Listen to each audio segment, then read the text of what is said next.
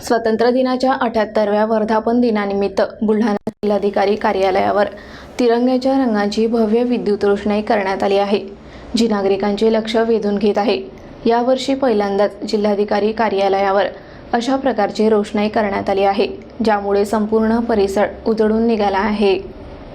देशभरात स्वातंत्र्य दिन मोठ्या उत्साहात साजरा केला जात आहे आणि त्याच अनुषंगाने बुलढाणा जिल्हा प्रशासनानेही विविध कार्यक्रमांचे आयोजन केले आहे। या विशेष दिनाच्या तयारीत जिल्हाधिकारी कार्यालयाची सजावट विशेष आकर्षण ठरली आहे।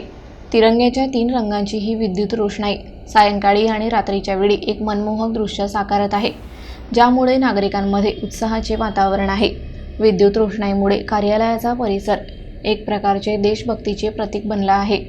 लोकांनी या रोषणाईचे मनमोहक दृश्य पाहून आनंद व्यक्त केला आहे आणि स्वातंत्र्य दिनाच्या या विशेष तयारीमुळे जिल्ह्यात एक अनोखी चैतन्याची लाट निर्माण झाली आहे।